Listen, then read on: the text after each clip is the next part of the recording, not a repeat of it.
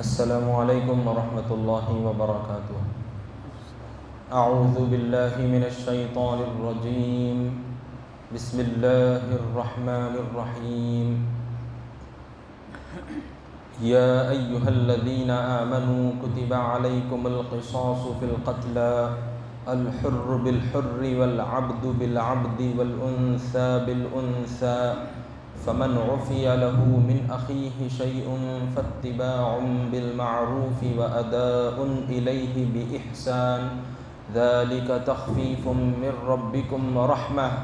فمن اعتدى بعد ذلك فله عذاب علیم وَلَكُمْ فِي الْقِصَاصِ حَيَاةٌ يَا أُولِي الْأَلْبَابِ لَعَلَّكُمْ تَتَّقُونَ۔ صدق اللہ العظیم۔ محترم حاضرین، ابھی جن آیات کی تلاوت کی گئی ہے یہ دوسرے پارے سورہ بقرہ کے 22ویں رکوع کی آیتیں ہیں۔ اس سے پہلے جو مضمون گزرا ہے اس کے اندر اللہ سبحانہ و تعالیٰ نے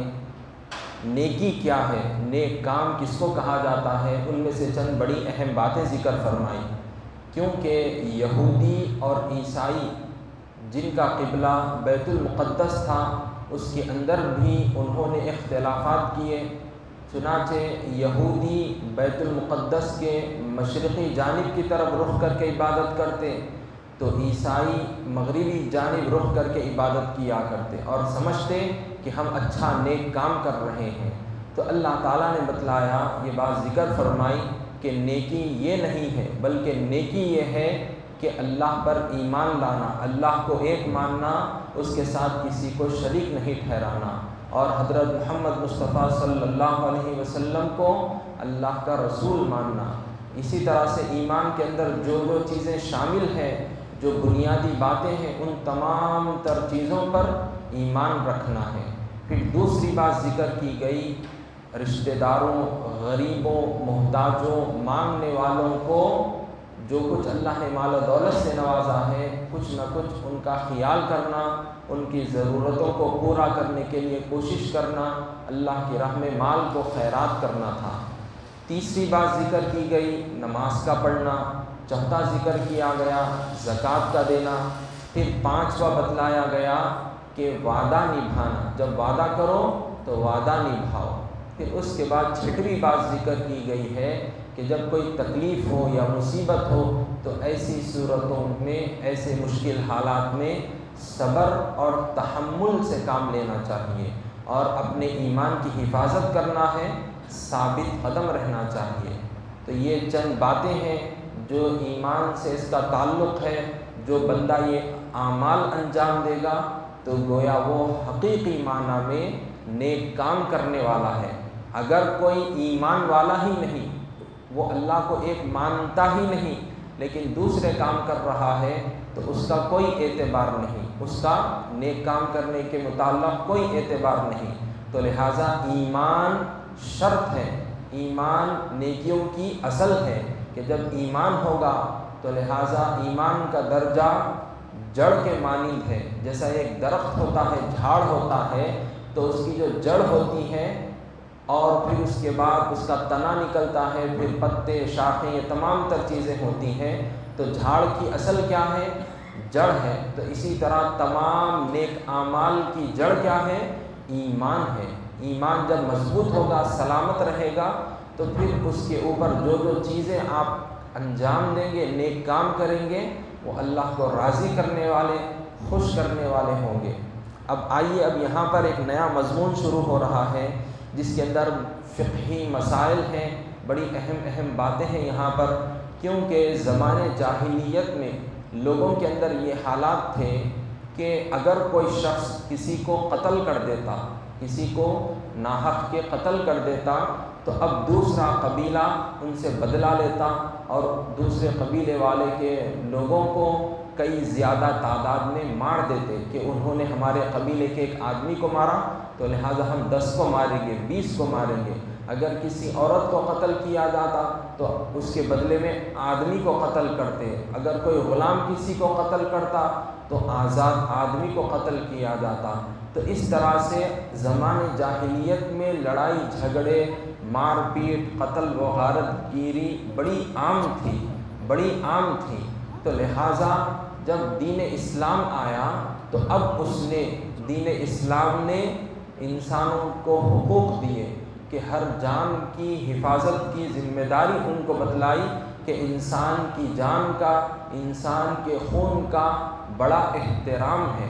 تو لہذا جب کوئی غلطی کرے تو اس کے لیے برابر کی سزا ہونی چاہیے، نہ کہ زیادتی والی سزا۔ تو آئیے وہی چیز اب یہاں پر بتلائی جا رہی ہے کہ اسلام نے کیا مسائل ذکر فرمائے قتل کے تعلق سے۔ اللہ تعالیٰ کا فرمان ہے، یا ایھا الذین آمنوا کتب علیکم القصاص فی القتلی، اے ایمان والو، مقتولوں کے یعنی جس کو قتل کر دیا گیا ہے، مقتولوں کے بارے میں تم پر قصاص یعنی جان کے بدلے جان لینے کا حکم دیا جاتا ہے۔ الحر بالحر والعبد بالعبد والانثى بالانثى، یعنی آزاد کے بدلے آزاد، اور غلام کے بدلے غلام، اور عورت کے بدلے عورت۔ یہاں پر یہ بات ذکر کی جا رہی ہے کہ جب کسی کو قتل کر دیا جائے، جان بوجھ کر ناحق کے کسی کو قتل کر دیا جائے، تو اب مرنے والے کے رشتہ داروں کو یہ پورا حق حاصل ہے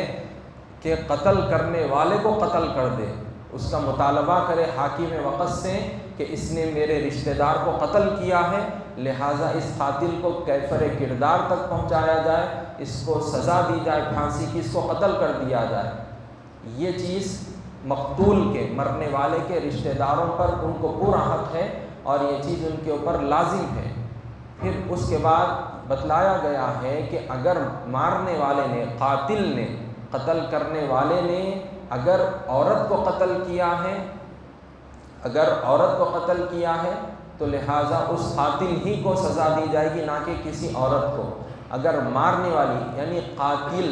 قاتل جو ہے عورت تھی تو لہٰذا اس قاتلہ کو سزا دی جائے گی۔ اسی طرح سے دوسری بات یہ ہے کہ قتل کرنے والا غلام ہے تو لہٰذا سزا میں غلام ہی کو قتل کیا جائے گا، غلام ہی کو سزا دی جائے گی۔ اگر کسی آزاد آدمی نے قتل کیا ہے، آزاد آدمی قاتل ہے، جان بوجھ کر اس نے قتل کیا ہے، تو سزا اسی آزاد آدمی کو دی جائے گی۔ ایسا نہیں کہ باپ قتل کیا تو بیٹے کو سزا دی جائے گی، یا بیٹا قتل کیا تو باپ کو سزا دی جائے گی، ایسا نہیں ہے، بلکہ جس نے قتل کیا ہے، جو بھی قاتل ہے، چاہے مرد ہو یا عورت، آزاد ہو یا پھر غلام، جس نے بھی قتل کیا ہے اسی کو سزا دی جائے گی۔ چنانچہ اس آیت کے شان نزول کے بارے میں یہ بات ذکر کی گئی کہ یہ آیت کن صورت میں، کن حالات میں نازل ہوئی۔ مدینہ شریف میں دو بڑے قبیلے تھے، قبیلہ اوس اور قبیلہ خزرج۔ ان کا حال یہ تھا کہ زمانے سے ان کے اندر خاندانی لڑائی جھگڑے چلے آ رہے تھے، قتل و غارت گیری کا بازار گرم رہتا تھا، ان کے درمیان میں ہمیشہ گھما گھمی چلا کرتی تھی۔ تو لہٰذا ان میں سے ایک قبیلہ بڑا طاقتور تھا، مال و دولت والا تھا، چنانچہ اگر ان کے قبیلے کے کسی آدمی کو مار دیا جاتا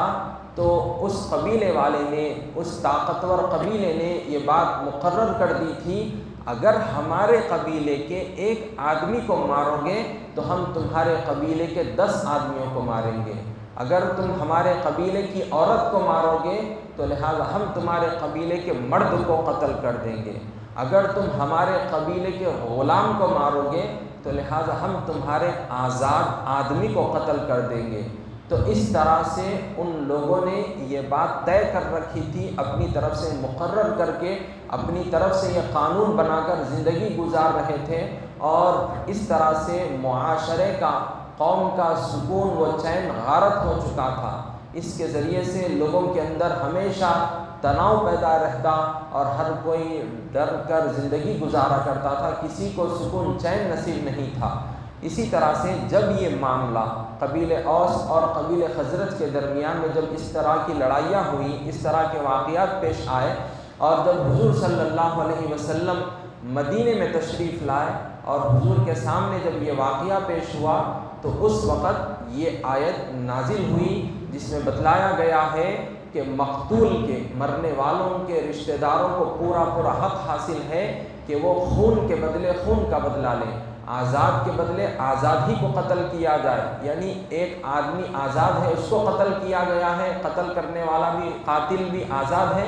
تو لہٰذا اسی کو قتل کیا جائے گا، ایسا نہیں کہ غلام کو قتل کرے۔ اسی طرح سے بتلایا گیا ہے کہ اگر غلام نے قتل کیا ہے تو غلام ہی قاتل کو سزا دی جائے گی، کسی اور کو نہیں۔ اگر عورت نے قتل کیا ہے تو عورت قاتلہ ہی کو سزا دی جائے گی، کسی اور کو نہیں۔ تو یہ ہے اسلام میں ایک پہلو کہ اس کے ذریعے سے انسانوں کے اندر امن و سکون چین کو قائم کیا جا سکے تاکہ یہ قتل و غارت گیری کا بازار ختم ہو سکے۔ تو لہٰذا قتل کے بدلے میں قتل کرنے کو قصاص کہا جاتا ہے، خون کے بدلے خون کا بدلہ، تو اس کو قصاص کہتے ہیں۔ یہ ایک پہلو ہے۔ دوسرا پہلو کیا ہے؟ اب یہاں پر بات ذکر کی جا رہی ہے، فَمَنْ عُفِيَ لَهُ مِنْ أَخِيهِ شَيْءٌ فَاتِّبَاعٌ بِالْمَعْرُوفِ وَأَدَاءٌ إِلَيْهِ بِإِحْسَانٍ۔ پھر اگر قاتل کو اس کے مقتول بھائی کے قصاص میں سے کچھ معاف کر دیا جائے تو چاہیے کہ مقتول کا وارث دستور کے موافق دیت یعنی خون بہا طلب کرے اور قاتل خوش دلی کے ساتھ اس کو ادا کرے۔ دوسرا پہلو یہ ہے کہ اگر مرنے والے کے رشتہ دار قاتل کو معاف کرنا چاہیں، ان کو یہ بھی اختیار دیا گیا ہے۔ اگر وہ کچھ اس سے خون بہا یعنی اس کے متعلق کچھ معاوضہ لینا چاہے کہ تو نے ہمارے رشتہ دار کو قتل کیا ہے تو لہٰذا تو اتنے پیسے ادا کر دے، ہم تجھ کو معاف کر دیں گے، تو لہٰذا یہ صورت بھی اس کو اختیار دیا گیا ہے، اس کے لیے یہ چیز بھی جائز ہے۔ تو لہٰذا ایک چیز قصاص ہے، خون کے بدلے خون، یا پھر دوسرا پہلو یہ ہے، دوسری بات یہ ہے کہ اگر معاف کرنا چاہے، صلح کرنا چاہے کچھ پیسے لے کر تو یہ چیز کا بھی بالکل پورا اختیار دیا گیا ہے۔ اب اس میں مسئلہ یہ ہے کہ قتل کرنے والے نے قتل کر دیا ہے، اب جو مرنے والے کے اصل جو رشتہ دار ہیں، اس کے جو اولیاء ہیں، جو سرپرست ہیں، جو اس کے قریبی جو رشتہ دار ہیں، ان کو پورا حق حاصل ہے کہ خون کے بدلے خون یہ اس کا مطالبہ کریں، حاکم وقت کے پاس مقدمہ دائر کرے اور حاکم وقت ان کو یہ سزا دے گا۔ یا پھر بتلایا گیا کہ مقتول کے وارثین، مرنے والے کے وارثین کچھ معاوضے کا مطالبہ کریں کہ اتنے پیسے دے دو، ہم تم کو چھوڑ دیں گے، معاف کر دیں گے، تو لہٰذا یہ صلح بھی کرنا ان کے لیے جائز ہے۔ اب اس میں تیسری بات یہ ہے کہ اگر ان لوگوں نے، اس کے مرنے والے کے رشتہ داروں نے پیسوں کا مطالبہ کیا اور قاتل نے پیسے ادا کر دیے تو اب اس کو قتل کرنے والے کو قتل نہیں کیا جائے گا بلکہ وہ بری الذمہ ہو جائے گا۔ قاتل جو ہے اس کو قتل نہیں کیا جائے گا، کیوں؟ کیونکہ اس نے پیسے ادا کر دیے ہیں، صلح ہو چکی ہے، تو لہٰذا اب مقتول کے رشتہ داروں کو کوئی حق حاصل نہیں پیسے لینے کے بعد کہ قاتل کو قتل کیا جائے یا اس کو اس قسم کی کوئی سزا دیں۔ اگر اس میں زیادتی کریں گے تو پھر گنہگار ہوں گے۔ اب اس میں اور ایک بڑی اہم بات یہ بھی ذکر کی گئی ہے کہ اگر کسی آدمی نے کسی کو جان بوجھ کر قتل کر دیا ہے، ناحق کے کسی کو قتل کر دیا ہے، تو اب رشتہ دار جو مرنے والے کے رشتہ دار ہیں، اب جب وہ پیسوں کا مطالبہ کریں تو حد سے زیادہ پیسوں کا مطالبہ نہ کریں کہ اتنے ادا کرو، حالانکہ وہ قتل کرنے والا اتنے پیسے ادا نہیں کر سکتا، اتنے زیادتی اگر آپ کریں گے تو لہٰذا ایسا معاملہ نہیں کرنا چاہیے، بلکہ جتنا وہ ذمہ داری ادا کر سکتا ہے، جتنے پیسے وہ ادا کر سکتا ہے، جو بھی اس زمانے کے، جو بھی اس وقت کے حالات اور حاکم وقت جو مقرر فرمائے اور یہ لوگ جو بات کہیں اس پر جو طے ہو جائے اس کو مان لینا چاہیے۔ دوسری بات یہ ہے اس کے اندر کہ قاتل کے اوپر جب پیسوں کو لاگو کر دیا گیا ہے کہ تو اتنے پیسے دے دے، اب تجھ کو اس سے بری کر دیا جائے گا، تو لہٰذا قاتل اس میں کوتاہی نہ کرے بلکہ جتنا جلدی ہو سکے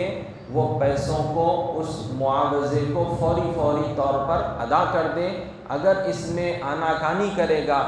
اگر اس میں ٹال مٹول سے کام لے گا تو پھر یہ لوگ گنہگار شمار ہوں گے۔ اور پھر اللہ سبحانہ و تعالیٰ نے یہاں پر یہ بات بھی ذکر فرمائی ہے کہ اگر کسی مسلمان کو قتل کیا ہے تو اب یہ جو قتل کیا ہے اس سے ایمان نہیں جاتا، یہ مسلمان ہی باقی رہتا ہے، کیونکہ دیگر مذہب کے لوگوں کا، دیگر گمراہ فرقوں میں سے ایک فرقے کا یہ عقیدہ ہے کہ اگر کوئی مسلمان کبیرہ گناہ کرتا ہے تو وہ مسلمان نہیں رہتا، یہ دوسرے گمراہ فرقے کہا کرتے ہیں۔ لیکن اہل سنت والجماعت کا عقیدہ یہ ہے اگر کسی مسلمان نے گناہ کبیرہ کیا ہے، شرک کو چھوڑ کر صرف گناہ کبیرہ اگر اس نے کیا ہے تو اس کا ایمان نہیں جاتا، بلکہ وہ فاسق و فاجر کہلاتا ہے، گنہگار کہلاتا ہے۔ کافر اس کو نہیں کہا جائے گا، کیونکہ اس آیت میں بھی بتلایا جا رہا ہے فَمَنْ عُفِيَ لَهُ مِنْ أَخِيهِ، اخی کا لفظ استعمال کیا گیا ہے، اخی یعنی بھائی کو کہا جاتا ہے، یعنی جو آپ کا دینی بھائی ہے، اگر اس نے ایسا کام کیا ہے تو مرنے والے کے رشتہ داروں کو پورا اختیار ہے، اجازت ہے، اگر وہ چاہیں تو اپنے اس دینی بھائی کو معاف کر سکتے ہیں، اگر چاہیں تو پھر وہ قصاص بھی لے سکتے ہیں۔ تو یہاں پر بھائی کا لفظ اللہ تعالیٰ نے استعمال فرمایا ہے۔ مزید آگے اللہ تعالیٰ کا فرمان سنیے کہ اگر وہ اس معاملے میں ایک دوسرے پر زیادتی کریں گے تو پھر کیا ہوگا۔ اللہ کا فرمان ہے فَمَنِ اعْتَدَى بَعْدَ ذَلِكَ فَلَهُ ذَلِكَ تَخْفِيفٌ مِّن رَّبِّكُمْ وَرَحْمَةٌ فَمَنِ اعْتَدَى بَعْدَ ذَلِكَ فَلَهُ عَذَابٌ أَلِيمٌ، یعنی یہ حکم تمہارے پروردگار کی طرف سے تمہارے حق میں آسانی اور رحمت ہے، پھر اس کے بعد جو زیادتی کرے تو اس کے لیے دردناک عذاب ہے۔ یعنی یہ جو سزا اتنی خطرناک جو دکھائی دے رہی ہے کہ قتل کرنے والے کو قتل کے بدلے قتل کر دیا جائے، دیکھنے میں تو یہ چیز بڑی اہم معلوم ہو رہی ہے، بڑی تکلیف والی معلوم ہو رہی ہے، لیکن اس کے ذریعے سے دوسرے انسانوں کی جان کی حفاظت ہے، دوسرے لوگوں کی جان کی حفاظت ہے، اور اس سے معاشرے میں امن و سکون کو قائم رکھنا ہے۔ انشاءاللہ تعالی مزید اور تفصیلات ہیں کہ خون کے بدلے خون یہ اس وجہ سے کیوں رکھا گیا ہے، اللہ تعالیٰ اس کے متعلق مزید آگے کی آیتوں میں بات ارشاد فرمائی ہے، جس کو کل ذکر کریں گے۔ وصلی اللہ تعالیٰ وسلم علی خیر خلقہ سیدنا محمد وعلی آلہ وصحبہ اجمعین والحمد للہ رب العالمین۔